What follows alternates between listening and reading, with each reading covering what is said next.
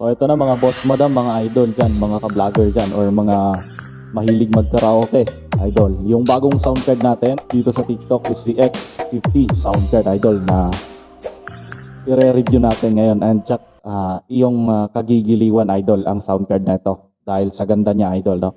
Sa kulay na white, idol, napaka-attract, napakaganda niya. And for the RGB lights naman, ayan, makikita mo naman, idol, napaka-solid, no? So, eto naman, sisimula tayo sa likuran, idol. Ganito yung likuran niya, Lodi. So, yung likuran niya, idol, ganito. Meron na siyang, ayan, nakaseparate na si OTG line, no? Hindi na sila magkaisa ni charging line. So, pwede mo na siyang gamitin habang naka-live ka. And eto, idol, nakaseparate na. Support niya na rin yung mga iOS. Yung mga lightning nyo dyan, idol, dito nyo ilagay. And yung mga Type-C. Dito rin kayo maglalagay ng Type-C cords nyo. Ito naman, PC or laptop, pwede na dito, idol, dito mo ilalagay. Ito sa live yan, yung dalawa. Pwede dalawang platform, idol, pagsasabayin nyo. Ito naman isa sa company para sa mga instrument, dito nyo ilalagay. And ito sa earphone. And dito naman is headset, idol. And ito is microphone, pwede dalawang microphone, idol. And dito naman tayo sa harap. So start tayo sa pinakamalaking knob, idol. Ito si microphone. No? Pag binaba mo, syempre, nawawala yung boses mo. And pag tinaas mo naman, ganyan yung mangyayari. Ito namang sa kabilang knob is the monitor. Sa sarili niya po ito. No? Hindi po ito nakaka-apekto sa live nyo. Pag hininaan nyo, kayo lang yung hindi makakarinig. Pero yung mga naka-live, mga nakatingin sa live nyo, is maririnig pa rin nila. Ito naman is the reverb, idol. Pag tinaas mo siya, sound check, testing, sound check, check, mic. So, ganun yung mangyayari. So, ayun. Depende sa'yo, idol. Pag kumakanta kayo, depende kung magkano yung volume ilalagay nyo pag kumakanta kayo. Ito naman si bass, idol, siya po yung nagpapakapal ng boses. So yung boses ko kasi is makapal na. So pag nilagyan pa, so ganyan yung mangyayari pag nakasagad. So depende sa inyo, idol, kung magkanong value yung ilalagay nyo din dito sa kanya.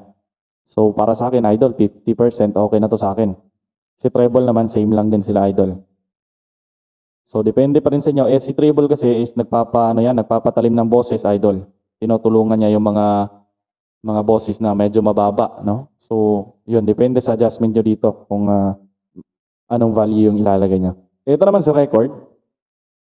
So, ganito, pag nagla-live tayo, idol, ito yung kaibahan ni monitor. Si monitor kasi pag binaba mo siya, ikaw yung hindi makakarinig. Pero yung viewers mo, nakakarinig. Ito sa kanya naman, pag binaba mo siya, ikaw makakarinig, yung viewers mo naman ang hindi makakarinig, idol.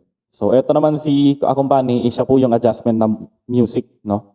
Katulad nito, pag may music tayo.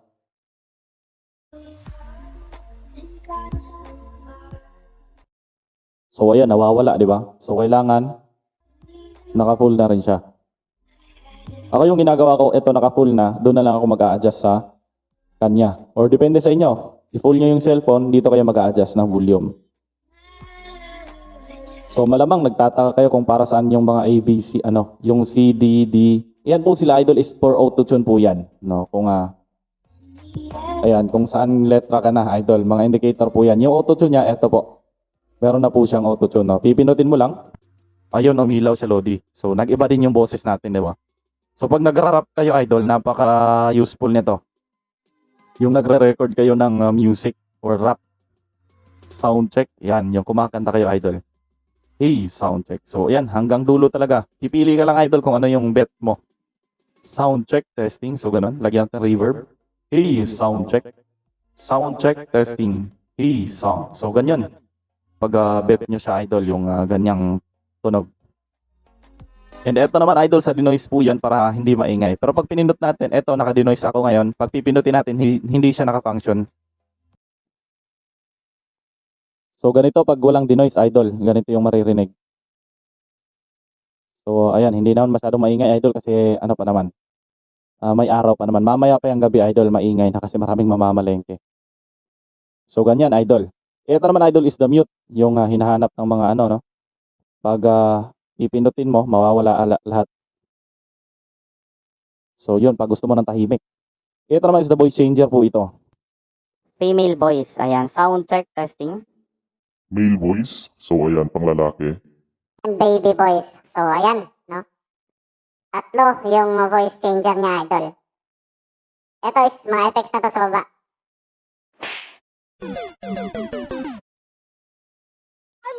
it! You guys are so great!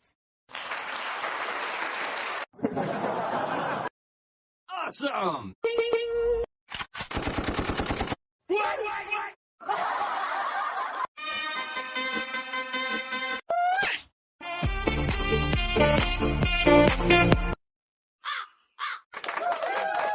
Yun, idol. Ang effects, mga buttons nito, idol, is very, very napaka-smooth lang, idol. Kung pipindutin mo, konting touch mo lang, idol, magse-select na siya. Ito naman si recording, idol, mga vocals mode po itong nandito sa kanya. As a recording, ayan, sound check, ayan, may sarili na po siyang adjustment, idol, preset. Professional preset, host, and POP. Ito MC. Ito talaga yung ginagamit ko. Mas bet ko kasi yung mga ganun no? Yung parang malaki yung boses. So si Ducking naman, idol, yung meron tayong music is humihina yung background music pag nagsasalita tayo. Ayan, katulad ngayon. Ayan, nagpa-function siya, idol. Pero pag kumakanta kayo, pinutin nyo lang ulit. Ayan, para sasabay kayo doon sa music. So ganun yung mangyayari. Ito naman si BT is the Bluetooth po yan, idol. Etong internal play is pag nagko-connect kayo ng laptop or PC, gusto nyo doon galing yung music papasok sa live nyo or sa record nyo. So, pindutin nyo to, idol.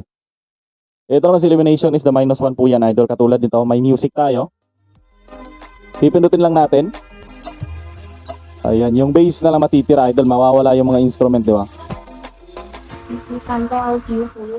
So, ganun. Pero hindi rin sa lahat ng music, idol. Pinipili niya rin yung mas rinig na rinig talaga yung mga instrument. Doon niya ma-eliminate.